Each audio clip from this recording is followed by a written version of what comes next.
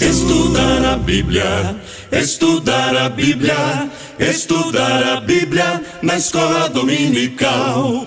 Estudar a Bíblia, estudar a Bíblia, estudar a Bíblia na escola dominical. Vem mais de Deus aprender, fortalece e faz crescer. É domingo de manhã na EBD. Os jovens aprendendo, adultos sim estão, também os pequeninos, as crianças. Que legal! Oh, que momento sem igual, cresce na fé e no saber, vem com a família pra EBD. Vem com a família pra EBD. Vem pra EBD.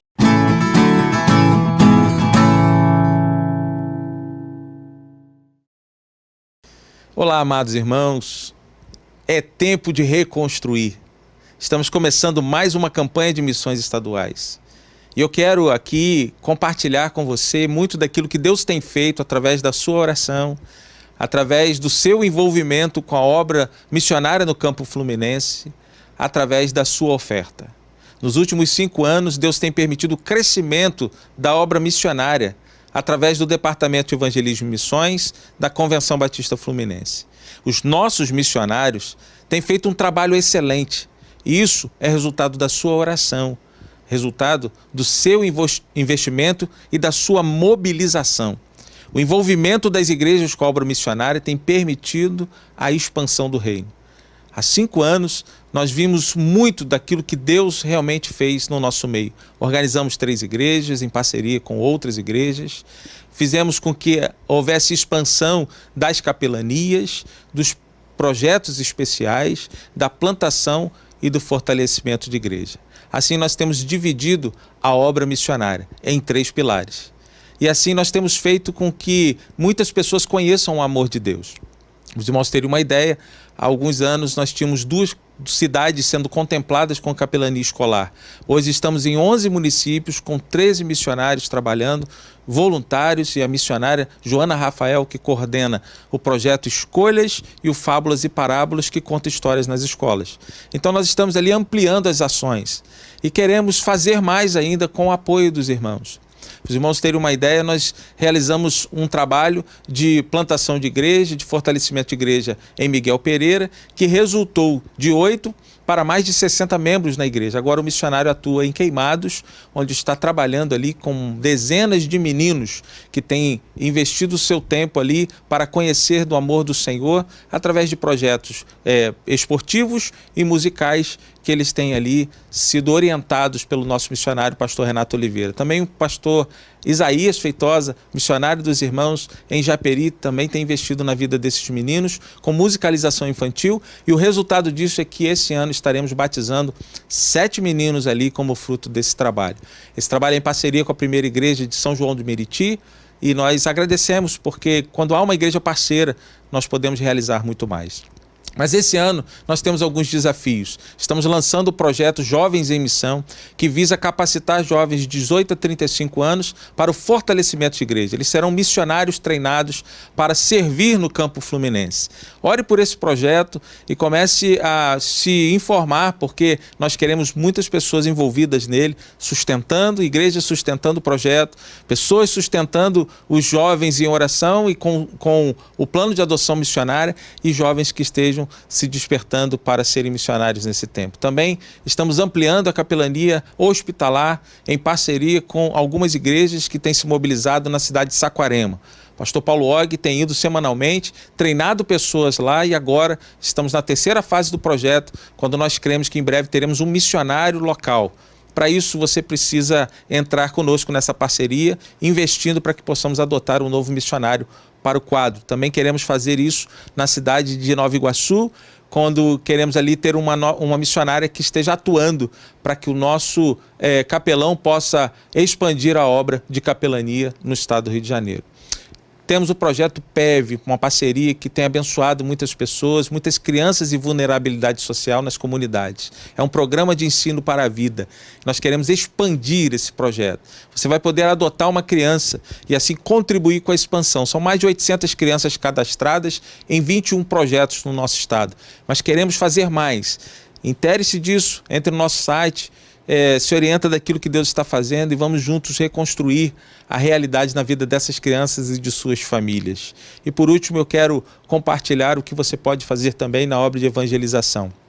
O projeto de evangelização, sim, eu creio, é parte das ações de missões estaduais. É o tema da campanha do último ano, mas agora é um projeto de evangelização para todo o estado. Você pode se envolver com essa obra, eu convoco você a participar disso. Já são centenas de pessoas treinadas desde 2019. Nós temos um cadastro muito grande de evangelistas treinados através da parceria com o Evangelismo Explosivo. E agora nós estamos fazendo esse projeto de evangelização online. Ore por nós. Ore por essa campanha, vamos nos mobilizar. Eu creio que nós vamos alcançar os objetivos que Deus colocou em nossos corações. O alvo este ano é de R$1 milhão e nós podemos nos mobilizar porque eu sei que a Igreja do Senhor no Campo Fluminense, ela investe em missões porque ama o Senhor da obra. Que você venha junto conosco expandir o reino através das ações das nossas capelanias, das ações de plantação e fortalecimento de igreja com novas frentes missionárias e também através dos projetos especiais, investindo nas crianças, investindo nos dependentes químicos e ajudando essas pessoas a terem suas vidas restauradas e reconstruídas pelo Senhor. Que Deus te abençoe e que façamos uma excelente campanha para a glória de Deus. Fique na paz do Senhor.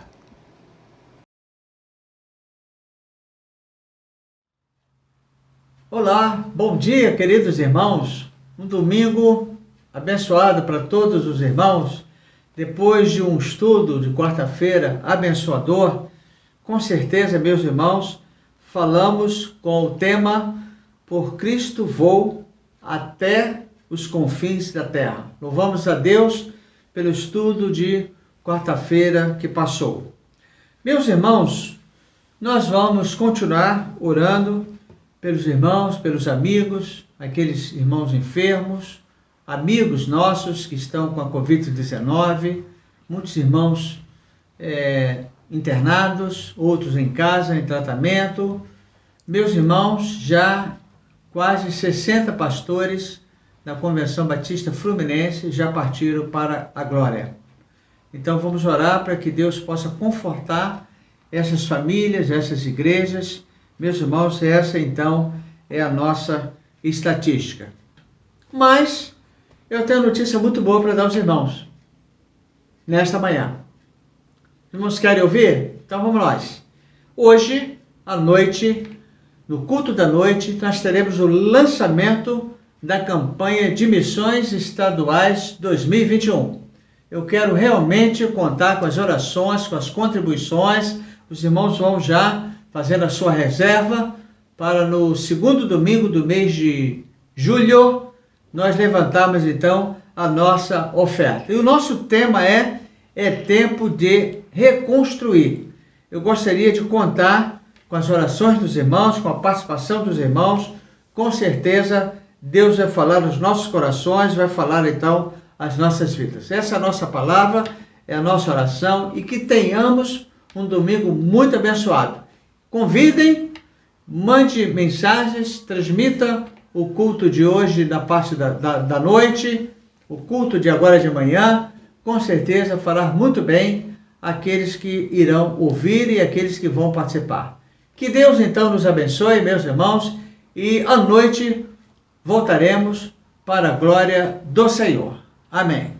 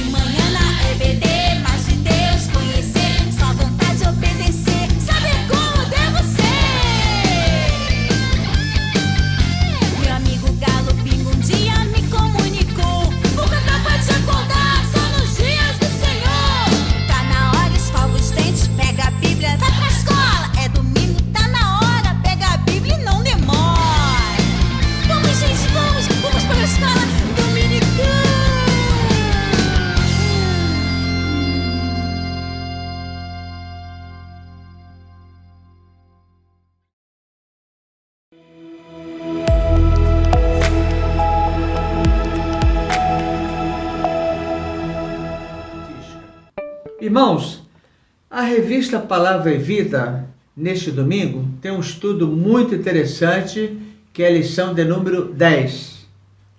Eu confronto com a verdade. O texto básico, Êxodo capítulo 20, verso de número 16, e o nosso autor, os irmãos já têm conhecimento, dominicalmente eu tenho repetido, pastor Romilton Lourenço, pastor da Igreja Central em Praça da Bandeira, em São João de Meriti. Com certeza, estamos estudando os 10 mandamentos e com certeza tem sido muito abençoador. A revista Palavra e Vida, os 10 mandamentos, está aqui para os dias atuais. Com certeza, meus irmãos, os irmãos devem guardar com todo carinho esta revista, porque ela servirá aos irmãos em algum momento.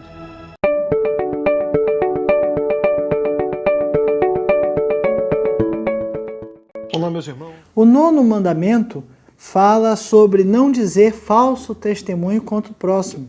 E apesar de parecer apenas uma regra jurídica, aquela que se usa nos tribunais, promete dizer somente a verdade, nada mais que a verdade, o falso testemunho fala sobre falar a verdade, não mentir o tempo todo. Só que falar de não mentir na nossa sociedade, no nosso contexto, é muito complicado, porque a nossa sociedade ela tem o costume de mentir. Nossa sociedade mente compulsivamente, o tempo todo, seja mentindo mesmo, ou seja, intencionalmente omitindo uma informação para não beneficiar, para prejudicar o seu próximo. E essa situação é que é errado. Esse mandamento, como alguns anteriores, também fala de relações sociais, relação nossa com o nosso próximo. E dizer a verdade, falar o que é correto, é muito importante. O problema é que a gente é criado, como disse, aprendendo a mentir. Não são raras as vezes que a gente vê um pai ou uma mãe ameaçando uma criança que quer se afastar. Olha, não vai lá não, que o bicho vai pegar, o cachorro vai pegar. Não tem cachorro, não tem bicho nenhum. Né? Quantas vezes eu ou você já fomos surpreendidos por uma mãe falando com a criança seriamente, olha, o tio vai brigar, né? E você está ali parado, nem achava que era tão feio assim, para fazer essa cara, para assustar a criança, enfim, né? Mas muitas vezes a gente está totalmente fora de contexto e ouve uma dessa, olha, o tio vai brigar.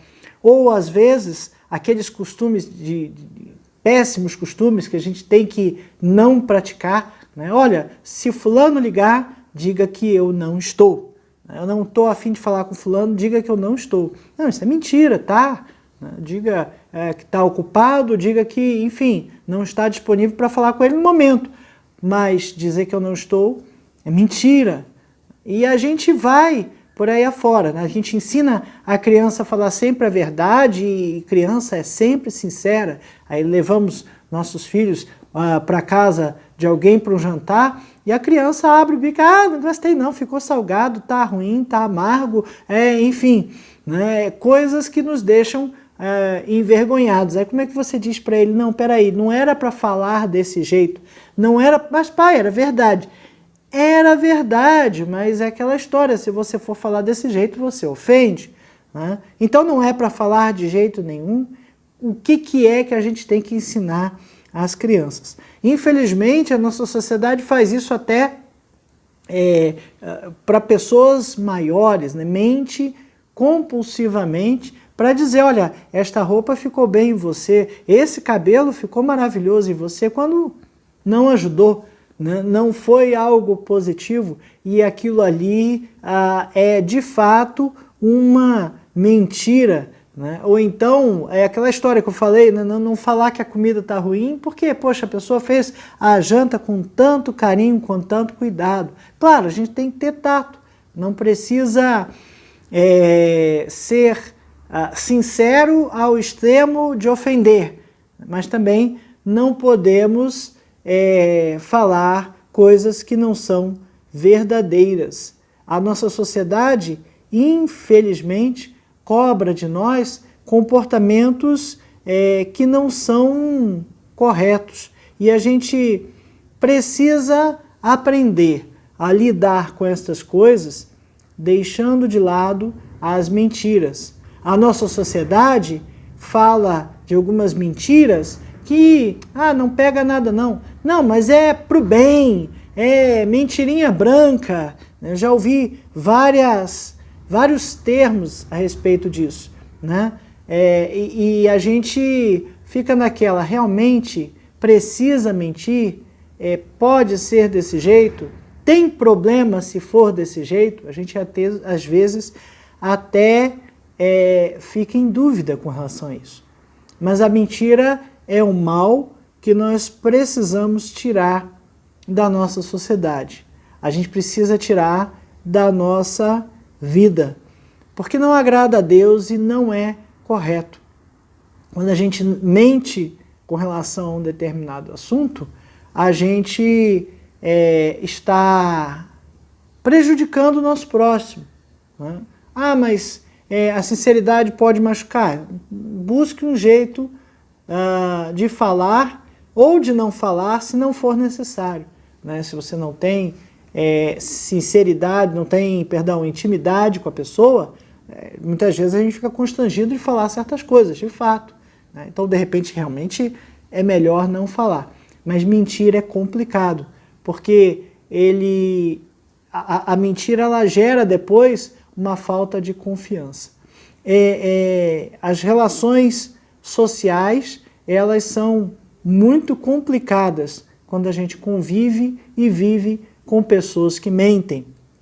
A gente costuma dizer nos contratos que as letras grandes dão e as pequenas tomam. E por que são pequenas? Que é para você não ler, né? São mentiras? Não, mas são quase uma omissão. Você está colocando de uma forma dificultosa para as pessoas entenderem. E a gente precisa ser puro e cristalino e sincero nos nossos negócios e nas nossas relações sociais. É difícil, é algo que a gente precisa praticar, mas a gente precisa ensinar isso com correção aos nossos filhos. E essas mentiras que a gente faz para não ofender? O autor aqui chamou de mentiras piedosas, né? Elas são possíveis? Elas podem ocorrer? Não, elas não podem ocorrer. A gente tem que ter muito cuidado com isso. O 9º mandamento está lá em Êxodo 20:16 e ele é bem cristalino, bem simples e bem direto no que ele fala. Está lá, não dirás falso testemunho contra o teu próximo. Não vai falar o que não é verdade. Não pode falar o que não é verdade. Essa é a lição número 10 da Revista Palavra e Vida, edição número 69. A Revista Palavra e Vida é editada pela Convenção Batista Fluminense e distribuída gratuitamente no site batistasfluminense.org.br. Essa edição número 69 tem por tema os 10 mandamentos para os dias atuais e foi escrita pelo pastor Romilton Lourenço.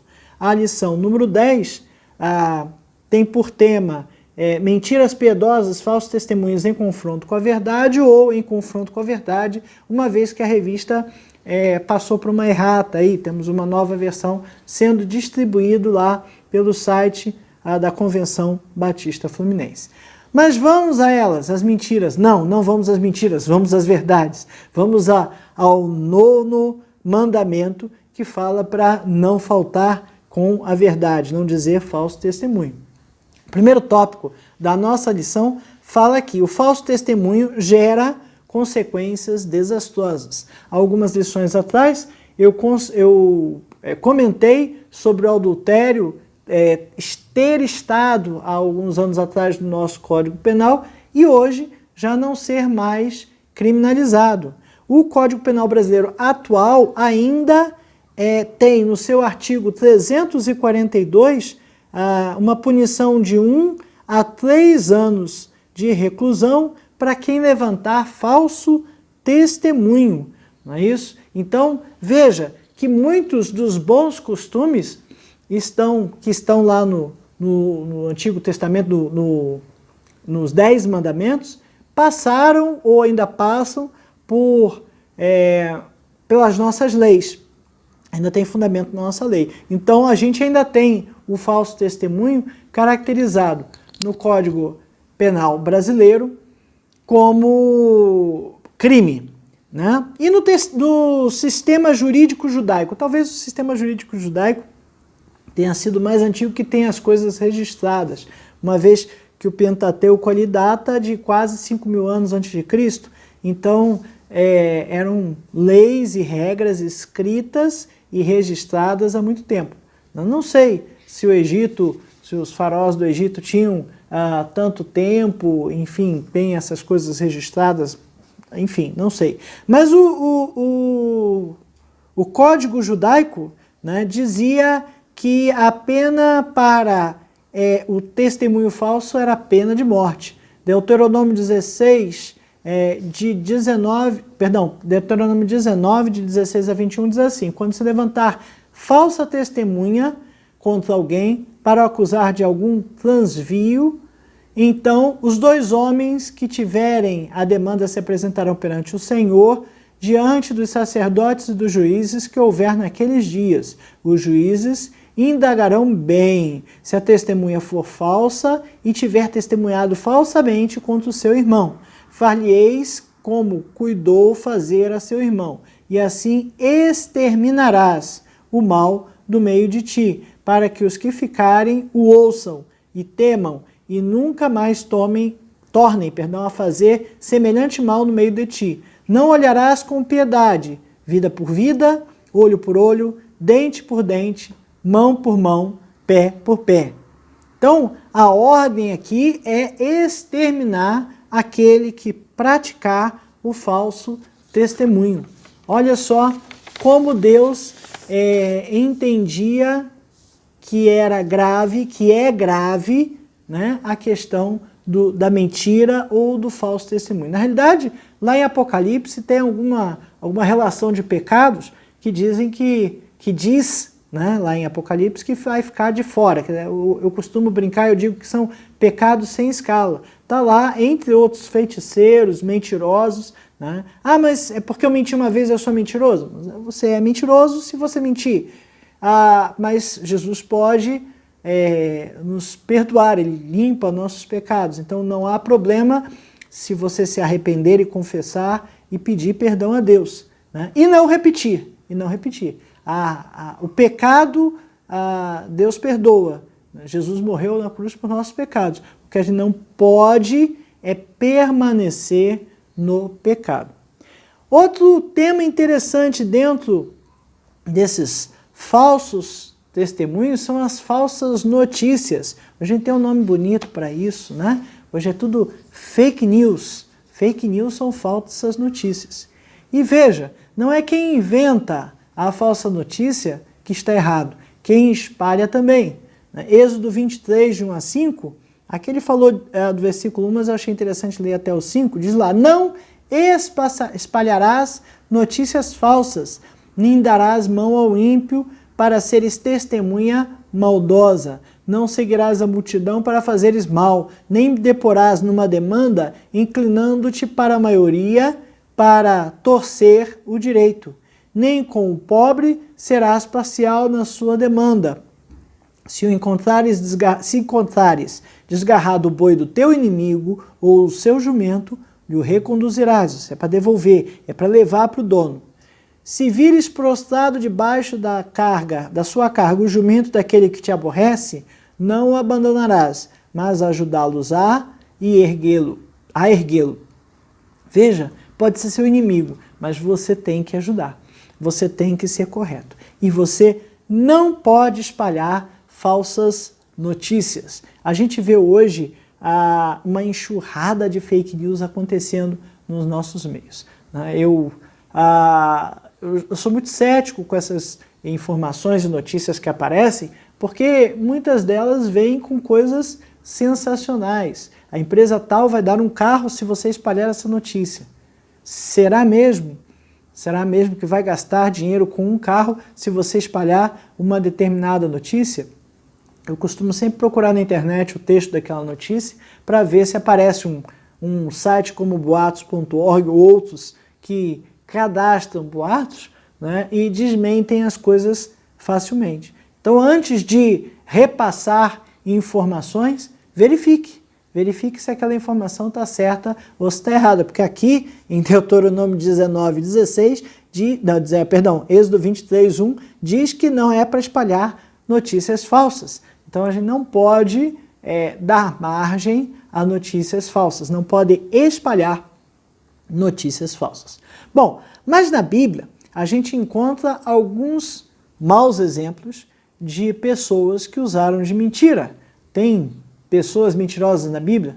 Tem, infelizmente tem. Mentirosas ou que mentiram em um determinado momento. Um deles é Abraão. Então Abraão, quando desceu ao Egito para conseguir alimentos, ele falou para Sara mentir, dizendo que era sua irmã.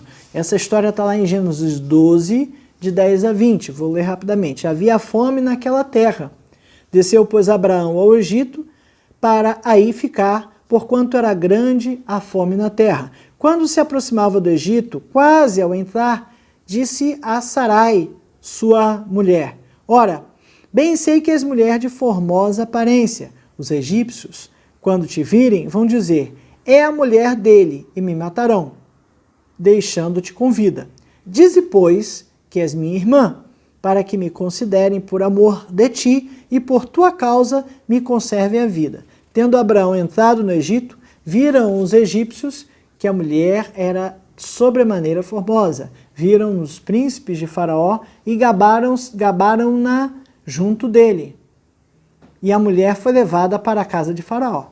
Este, por causa dela, tratou bem Abraão, ao qual veio a ter ovelhas, bois, jumentos, escravos, escravas, jumentas e camelos. Então, pegou a irmã, entre aspas, e deu vários tesouros. Versículo 17. Porém, o Senhor puniu a Faraó e a sua casa com grandes pragas por causa de Sarai, mulher de Abrão. Abrão era o nome anterior de Abraão e Sarai é o nome anterior de Sara. Chamou, pois, Faraó a Abrão e lhe disse: que é isto que me fizeste? Por que não me disseste que ela era a tua mulher? E me disseste ser tua irmã? Por isso a tomei para ser minha mulher. Agora, pois, eis a tua mulher. Toma e vai-te. E Faraó deu ordens aos seus homens a respeito dele, e acompanharam-no a ele, a sua mulher e tudo o que possuía. Então Abraão ficou com medo da Sara ser tomada e dele ser morto. Em vez de confiar em Deus, ele preferiu fazer uma mentirinha. Mentirinha branca. Não, mentirinha branca não, porque a esposa foi tomada pelo faraó, pelos príncipes, e Deus levantou pragas contra aquilo ali, contra aquele faraó, até que ele descobriu que Abraão era casado com Sarai. Então, a perspectiva de Abraão aqui era tentar resolver o problema por mão própria. Eu vou falar uma mentirinha aqui e ali a gente resolve isso aqui. E ele não fez isso uma vez, infelizmente fez duas. Gênesis 20, de 1 a 18, tem uma segunda vez que isso acontece. Partindo Abrão dali para a terra do Neguebe, habitou entre Cádiz e Sura e morou em Gerar. Disse Abrão a Sara, sua mulher: ela é minha irmã. Assim, pois, disse Abrão de Sara, sua mulher: ela é minha irmã. Assim, pois, Abimeleque, rei de Gerar, mandou buscá-la. Deus, porém, veio a Abimeleque em sonhos de noite e lhe disse: vai ser punido de morte por causa da mulher que tomaste, porque ela tem marido. Ora, Abimeleque ainda não a havia possuído. Por isso, disse: Senhor, matarás até uma nação inocente?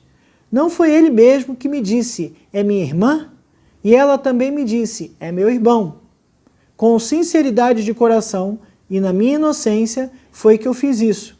Respondeu-lhe Deus em sonho: bem sei que com sinceridade de coração fizeste isso. Daí o ter impedido eu de pecares contra mim e não permiti que a tocasses.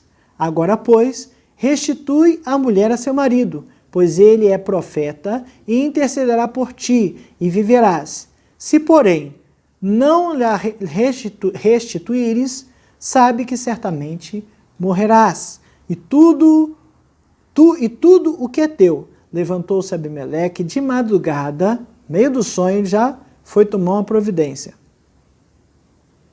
E chamou todos os seus servos e lhes contou todas essas coisas. E os homens ficaram muito atemorizados.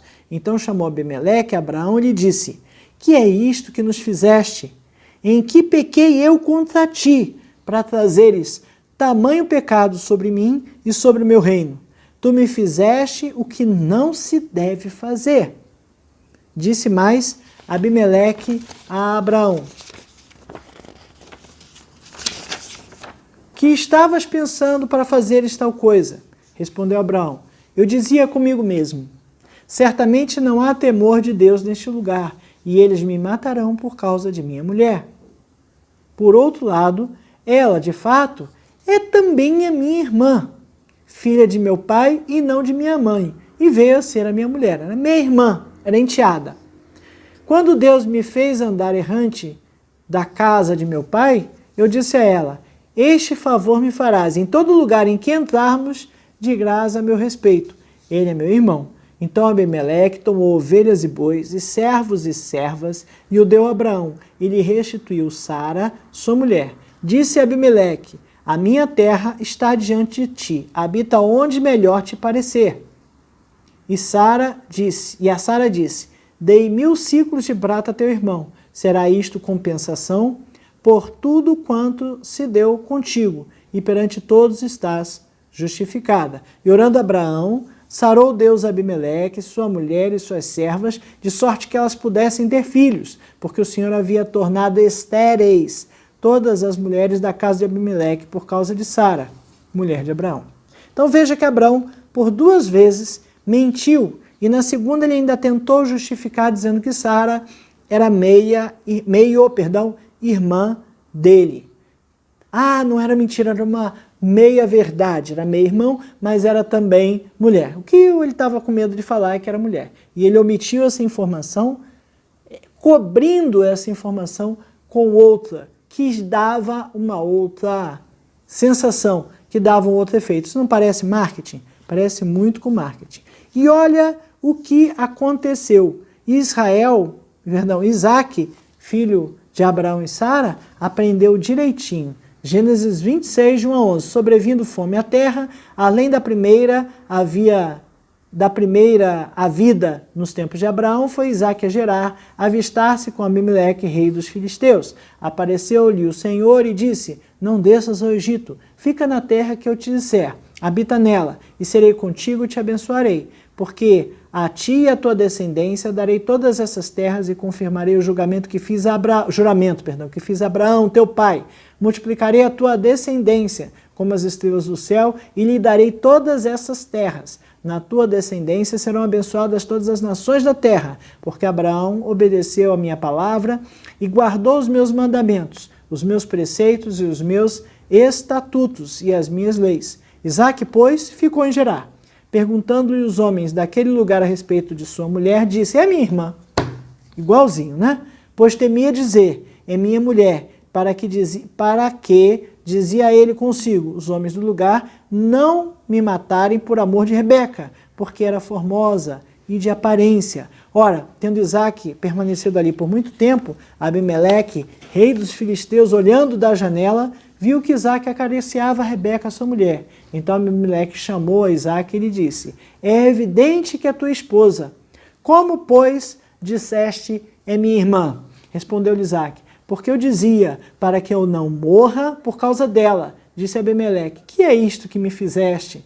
Facilmente algum do povo teria abusado de tua mulher, e tu atraído sobre nós grave delito. E deu ordem a todo o povo: qualquer que tocar a este homem e a sua mulher certamente morrerá. Veja, as coisas que nós fazemos são copiadas por nossos filhos, principalmente as coisas erradas. Não adianta dizer ao seu filho para não mentir e mentir. Ele vai mentir. Ele vai copiar exatamente o que você está fazendo. Então, cuidado. As mentiras têm implicações graves. Nos três exemplos que foram lidos aqui, aconteceram implicações graves para quem estava, para o faraó, né, para o rei Abimeleque e para o faraó. Mas você vê que o filho de Abraão aprendeu a mentir com seu pai, né? Então é complicado essa situação. Não minta, mentir traz consequências graves. O nosso segundo tópico fala de falso testemunho sobre um julgamento indevido, né? E aí são narradas aqui algumas situações também gravíssimas em que um julgamento apressado nos leva a entender coisas, a condenar, né, situações que nós não sabemos como nós mesmos iríamos passar. Veja, algumas situações aconteceram na Bíblia, e essas situações, por mais que tivessem sido erradas, né, a gente não pode condenar tão rapidamente essas pessoas. Erraram? Erraram. Né? Vão para o inferno? Não sei, isso aí quem julga é Deus. Né? A gente precisa buscar dizer a verdade. Provérbios 12, 22 diz ali: os lábios mentirosos são abomináveis ao Senhor, mas o que agem fielmente são o seu prazer. Se Abraão tivesse falado a verdade, se Isaac tivesse falado a verdade, provavelmente não teria acontecido nada também. Né? Mas vamos lá. Dentro da Bíblia, alguns exemplos de pessoas ou situações em que se mentiu. Êxodo 1, de 15 a 21, tem lá a situação das parteiras. Faraó, o rei do Egito, Êxodo 1, de 15 a 21, o rei do Egito ordenou as parteiras hebreias, das quais uma se chamava Sifrá e outra Puá, dizendo: quando servirdes de parteiras as hebreias, examinai. Se for filho, matai-o, mas se for filha, que viva. As parteiras, porém, temeram a Deus, e não fizeram como lhes ordenara o rei do Egito, antes deixaram viver os meninos. Então o rei do Egito chamou as parteiras e lhes disse: por que fizeste isso e deixaste viver os meninos? Responderam as parteiras a Faraó: é que as mulheres hebreias não são como as egípcias, são vigorosas, e antes que lhes chegue a parteira, já deram à luz a seus filhos. E Deus fez bem as parteiras, e o povo aumentou e se tornou muito forte. E porque as parteiras temeram a Deus, ele lhes constituiu família. O que quer dizer isso? Quer dizer que elas agiram corretamente com relação à mentira? Não, com relação à mentira agiram errado. Mas Deus aprovou a intenção dos seus corações. Né? Ele aprovou a luta pela vida, a forma como elas fizeram para fazer com que os meninos sobrevivessem. Né? A gente tem que ter um pouco de cuidado nos nossos julgamentos.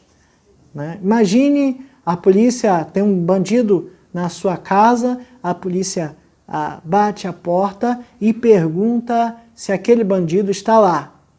E o bandido está ali com a arma na cabeça do seu filho, da sua esposa. Você vai dizer que está? Sinceramente, você vai dizer que está? É uma situação complicada, é uma situação difícil. Só vivendo para ver, mas provavelmente, ou pelo menos a forma mais rápida da gente pensar, é que a gente vai dizer que não está, né? Vai mentir. É o mais crível, né? É o mais fácil de crer que a gente vai dizer que não está. Aí tem um outro caso aqui, a Raabe, a prostituta de Jericó. Conhece a história? Josué 2, de 1 a 24. De Sitim enviou José, Jericó estava para ser tomada. De Sitim enviou José, filho de Num, 2 homens, secretamente, como espias, dizendo: andai e observai a terra de Jericó, a terra e Jericó. Foram, pois, e entraram na casa de uma mulher prostituta, cujo nome era Raabe, e pousaram ali. Então se deu notícia ao rei de Jericó, dizendo: eis que esta noite vieram aqui uns homens dos filhos de Israel para espiar a terra. Mandou, pois, o rei de Jericó dizer a Raabe: faze sair os homens que vieram a ti e entraram na tua casa, porque vieram espiar toda a terra. A mulher, porém, havia escondido os 2 homens, tomado. E disse: é verdade que os 2 homens vieram a mim, porém eu não sabia de onde eram. Havendo-se de fechar a porta, sendo já escuro, eles saíram. Não sei para onde foram. Ide após eles depressa, porque os alcançareis. Ela, porém, os fizera subir ao eirado e os escondera entre as canas do linho que havia disposto em ordem no eirado.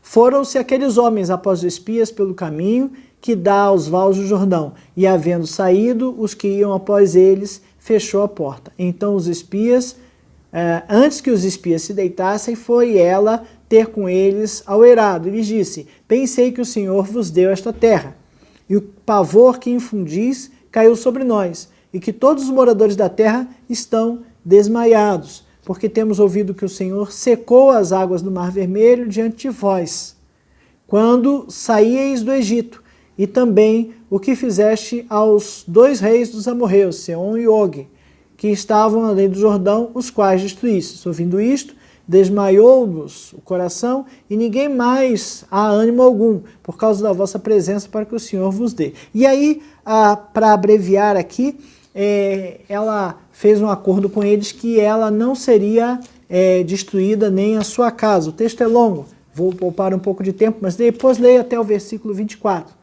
Né? Os espias fizeram um acordo com ela, que era para amarrar um cordão carmim, né, na janela, e que se aquele cordão tivesse lá, a casa dela, e todo mundo que tivesse dentro não seria destruído. Agora, se ficasse por fora, eles não tinham não teriam mais obrigação naquilo ali. Então ela mentiu, salvou os espias, que puderam voltar e trazer as informações que Josué gostaria para poder planejar o ataque à cidade de Jericó. O ataque, claro, era coordenado mediante Deus. Deus estava coordenando aquilo tudo. Mas, de forma humana, a gente precisa saber como vai tratar e o que vai e como vai enfrentar aquilo ali. E aí, Raabe fez certo ou Raabe fez errado? Né? Ela mentiu. E a gente deve buscar falar a verdade. Lá em Mateus 1,5, a gente vê que Raabe passou a fazer parte da genealogia de Deus. Ela foi privilegiada por Deus. Salmão gerou de Raabe a Boaz, este de Ruth gerou Obed, e Obed a Jessé, Zorobabel gerou Abiúde, Abiúde Eliaquim a Azós. Está lá no primeiro capítulo de Mateus. O primeiro capítulo de Mateus tem a genealogia de Jesus, né? Porque a promessa dizia que ele era da tribo de Judá. Então tinha filho de Davi da tribo de Judá. Então tinha que passar a genealogia toda. Mateus se preocupou com isso para provar que Jesus era de fato o Messias. E Raabe entrou ali no meio da genealogia de Jesus. Mais do que isso, Hebreus 11 fala da galeria dos heróis da fé. O escritor aos Hebreus ali está falando de vários heróis da fé. Abraão está lá, mesmo tendo mentido, mas ele se arrependeu e ele buscava seguir os caminhos de Deus. E Raabe também está lá.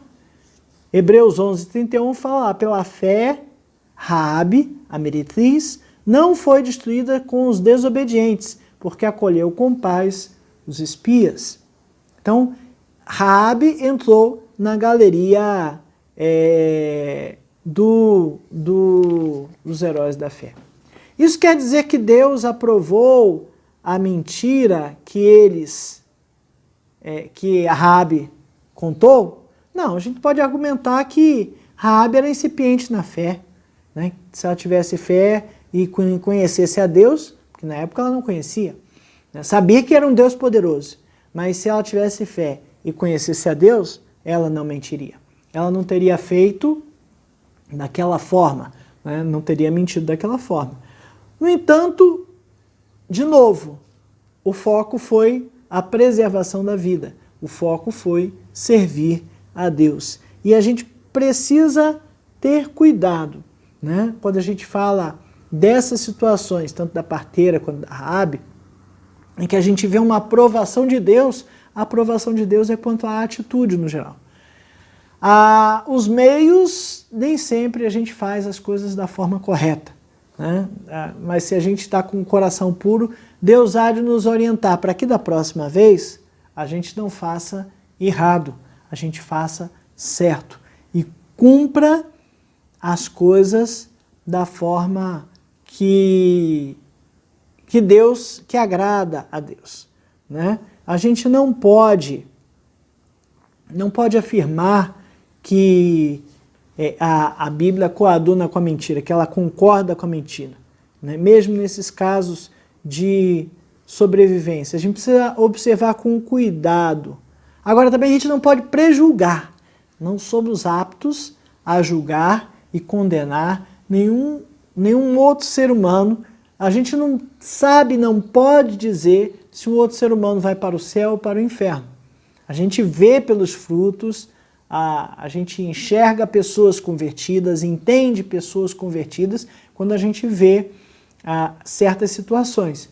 Mas eu não sou apto a dizer que você ou o outro vai para o céu ou vai para o inferno. Paulo é bem enfático, né, com relação à mentira.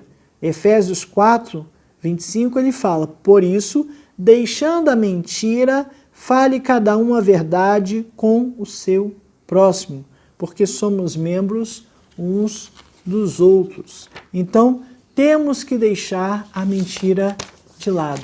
Mentira não pode ser algo que seja do nosso dia a dia. Pode acontecer? Pode até acontecer. Precisamos nos arrepender e pedir perdão a Deus, né? Faz parte do dia a dia nosso a gente, às vezes, querer amenizar, como a gente falou, uma situação, ou não ofender, ou não criar um problema maior, a gente acaba falando uma meia-verdade, né? Não podemos fazer isso de jeito nenhum para nos dar bem em detrimento de outro, né? Porque sempre que a gente se dá bem, alguém está se dando mal, né? Jesus falou ali em Mateus 5, Sermão da Montanha, 37, seja porém a tua palavra, o sim, sim, não, não, o que disto passar vem do maligno, está falando de jurar, né? Que passa disso, vem do maligno. Meia verdade é uma mentira completa, não é isso? Uma meia verdade é uma mentira completa. A gente diz na lógica que tem dois estados, é o verdadeiro ou falso, 0 ou 1, eletrônica digital, né? A lógica só tem dois estados, ou é verdadeiro ou é falso. Meio verdadeiro e meio falso é o contrário. Meio falso é verdadeiro, né? Ou é verdadeiro ou é falso. Meio verdadeiro é falso. Não tem jeito, né? Ou é verdadeiro ou é falso, né? E aí a gente tem que ter cuidado com o julgamento. E vem aqui duas situações, né? Mateus, ainda no capítulo 7, versículo de 1 a 5, Jesus, no Sermão do Monte, está falando sobre julgar. Não julgueis para que não sejais julgados, porque com o critério com que julgardes, sereis julgados, e com a medida com que tiveres medido, vos medirão também. Porque vês tu o argueiro no olho do teu irmão, porém não reparas na trave que está no seu próprio? Está falando trave, um pedação, né? De madeira ali no seu olho e uma farpinha no olho do seu irmão, né? Você consegue ver com clareza e com detalhe as coisas erradas que os outros fazem, mas as suas coisas erradas, as minhas coisas erradas, a gente não vê com detalhe. É isso que Jesus está falando. Ou como dirás a teu irmão, deixa-me tirar o argueiro do teu olho quando tens a trave no teu. Hipócrita, tira a primeira trave do teu olho, e então verás claramente para tirar o argueiro do olho do teu irmão. É cuidado ao julgar, né? Vai julgar? Cuidado, você também será julgado, né? A gente, como professor de EBD, a gente às vezes fala umas verdades bíblicas e a gente muitas vezes é confrontado com elas, porque estou falando do que está na Bíblia e eu tenho a obrigação de fazer, como todos nós temos, mas muitas vezes a gente erra. E ao errar, a gente está caindo nessa situação, né? Tirar a trave do nosso olho antes de tirar o argueiro do olho do teu irmão. E aí tem uma passagem de João 8, de 3 a 11, também bem conhecida, e fala sobre esse julgamento precipitado. Os escribas e fariseus trouxeram à sua presença uma mulher que foi surpreendida em adultério, e fazendo-a ficar de pé no meio de todos, disseram a Jesus, Mestre, esta mulher foi apanhada em flagrante adultério, e na lei, e nos mandou Moisés que tais mulheres sejam apedrejadas. Tu, pois, o que dizes? Isto diziam eles, tentando, para terem de que o acusar. Mas Jesus, inclinando-se, escrevia com o dedo na terra. Como insistissem na pergunta, Jesus levantou e lhes disse, aquele que dentre vós estiver sem pecado, seja o primeiro a que lhe atire uma pedra. E tornando a inclinar-se, continuou escrevendo no chão.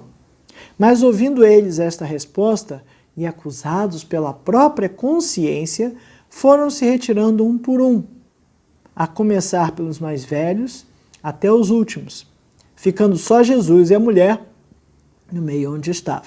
Erguendo-se Jesus, e não vendo ninguém mais além da mulher, perguntou-lhe, mulher, onde estão aqueles teus acusadores?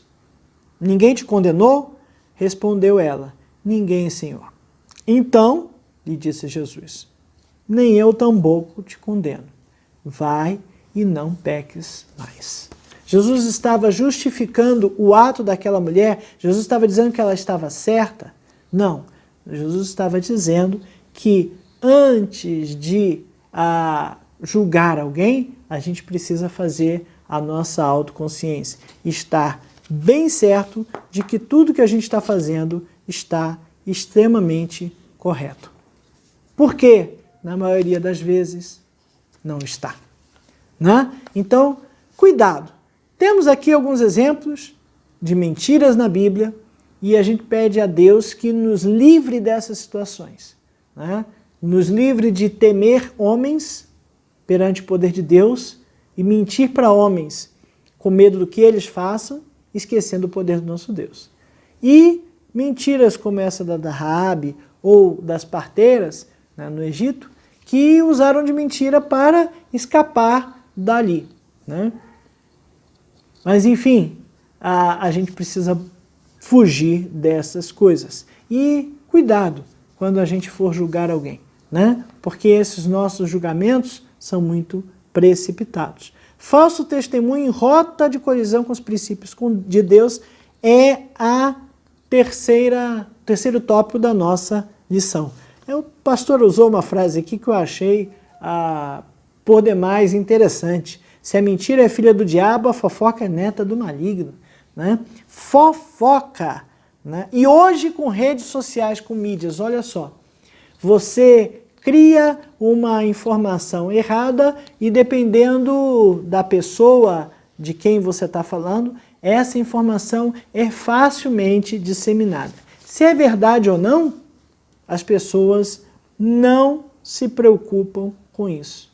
Nós temos que ter cuidado para não promover a difamação dos outros. As redes sociais hoje nos permitem fazer isso até sem sentir. Né? Então, cuidado ao julgar e cuidado ao propagar informações que podem estar difamando algumas pessoas. O 9º mandamento diz para a gente não dar falsos testemunhos. O livro de Provérbios, capítulo 17, versículo 4, diz lá: o ímpio atenta para o lábio iníquo, o mentiroso inclina os ouvidos à língua maligna. É a maledicência, falar mal com os outros. A maledicência não encontra morada em ouvidos inteligentes, né? Olha que coisa complicada. Temos que ter muito cuidado com essas coisas. O pastor relata aqui uma experiência que eu achei interessante, de um homem que pediu a palavra na igreja para dar o seu testemunho, e ele começou dizendo que ele tinha se convertido, que ele estava cumprindo pena por assalto à mão armada, mas que tinha saído ali no indulto de Natal e faltavam só 2 meses, mas Jesus já tinha libertado e ele não precisava voltar, né? Ao que um diácono que era delegado levantou, na mesma hora foi lá e prendeu: você está preso, eu sou diácono, eu sou delegado de polícia e você está preso por falso testemunho, né? Por quê? Tudo bem, Deus libertou, mas você tem que cumprir a lei dos homens. Faltava 2 meses e precisava cumprir os 2 meses. Provérbios 14, 5 diz lá: a testemunha verdadeira não mente, mas a falsa se desboca em mentiras. Olha, Deus tenha piedade de nós para que nós não caiamos nessa, né? O testemunho, e muitas vezes se oferece a oportunidade para que as pessoas deem testemunho nos cultos, e realmente a gente tem que ter um pouco de cuidado a quem está fornecendo a palavra, porque testemunho é dado para aumentar a fé, para compartilhar experiências, e isso é muito importante. Como igreja, como comunidade, precisamos compartilhar, sim, essas coisas. E essas coisas nos ajudam a crescer, essas coisas nos ajudam a fortalecer a nossa fé. Agora, não pode ser um testemunho mentiroso, desonesto ou sensacionalista, né? As pessoas que fazem isso precisam fazer corretamente, precisam testemunhar corretamente, né? Ela não pode servir desta forma. E, aliás, muitas vezes a gente, para dar testemunho, não precisa abrir a boca. Quantas vezes você já não ouviu no seu trabalho, na sua escola: não, fulano é diferente. Você está mostrando que você é sal da terra, você está mostrando que você é luz do mundo, né? Então, não precisa usar de falsas situações, de situações erradas, exageradas, que chegam ao tocar no sentido da mentira, para você testemunhar e produzir fé nos outros, né? Os passos de um homem bom são confirmados pelo Senhor, e ele deleita-se no seu caminho. Salmo 37, 23. Precisamos sim testemunhar de forma fidedigna, né? 1 Tessalonicenses 2, de 3 a 5. 1 Tessalonicenses 2, de 3 a 5. Pois a nossa exortação não procede de engano, nem de impureza, nem se baseia em dolo. Pelo contrário, visto que fomos aprovados por Deus, a ponto de nos confiar Ele o Evangelho, assim falamos, não para que agrademos a homens, e sim a Deus, que prova o nosso coração. A verdade é que nunca usamos de linguagem de bajulação, como sabeis, nem de intuitos gananciosos.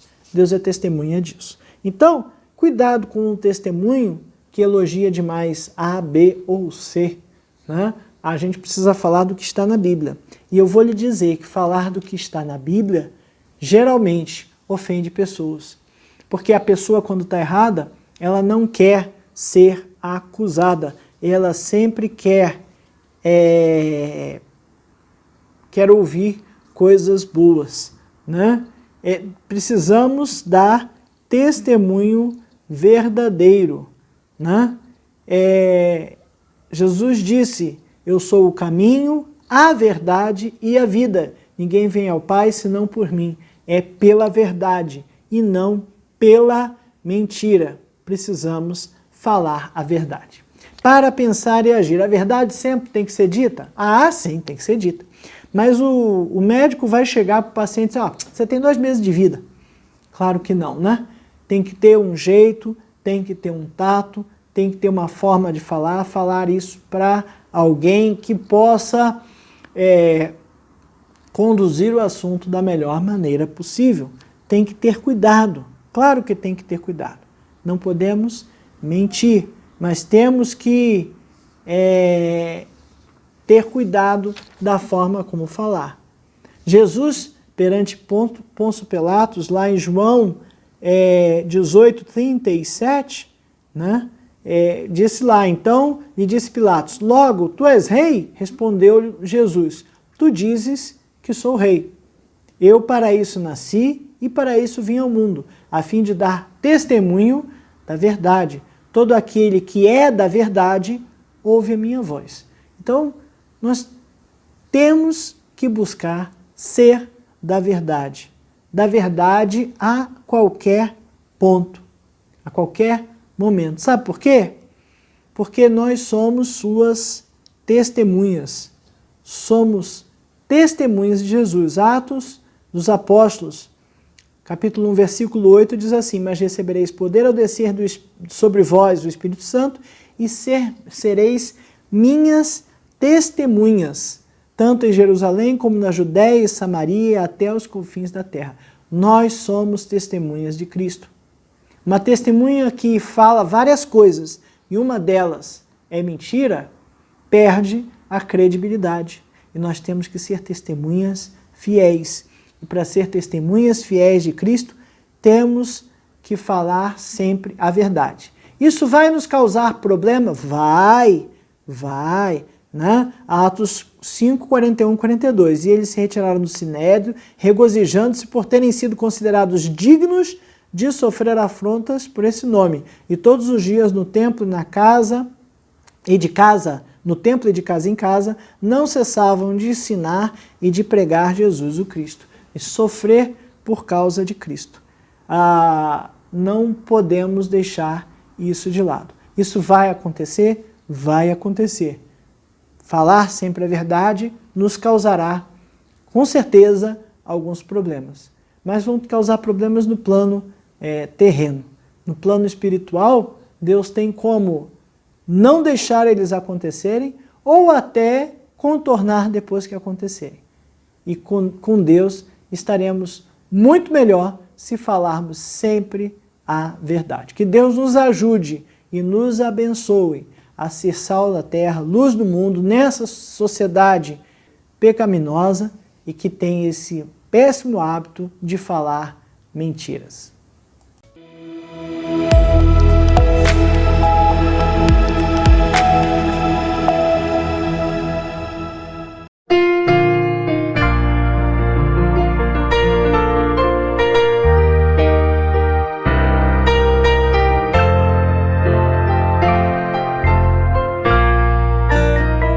Quando eu chegar ao lindo céu um dia, eu hei de ver primeiro meu Senhor. Eu hei de ouvir a santa melodia que lá estão cantando em seu louvor. Então serei feliz entre os remidos e lhes direi do meu prazer sem fim, porque no céu não haverá gemidos e o céu será de glórias para mim. No lindo céu existe mais encantos que nos vergéis do mundo em plena luz. E entoarei ali um hino santo de exaltação ao nome de Jesus. Então terei prazer mais que inaudito ao contemplar as multidões sem fim, porque no céu meu nome está escrito, e o céu será de glórias para mim.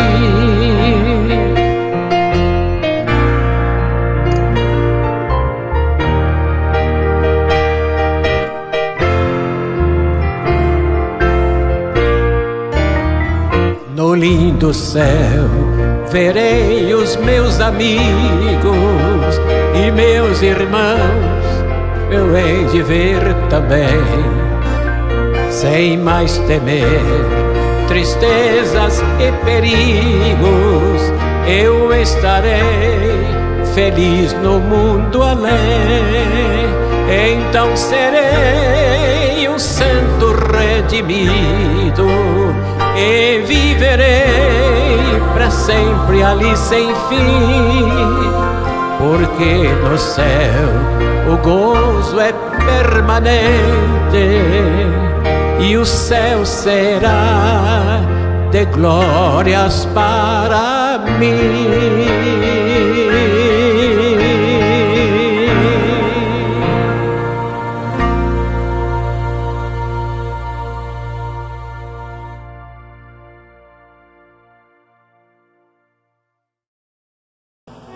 Que pena que o nosso culto acabou. Foi muito bom vocês estar aqui. Nossos cultos são na quarta-feira, estudo, domingo pela manhã, escola dominical, domingo à noite, culto de louvor e adoração. Não percam, Jesus tem algo especial para você e para toda a sua família. Deus te abençoe. Não se esqueça de deixar o seu like, se inscrever no canal, clicar no sininho das notificações e para não perder nenhum dos cultos.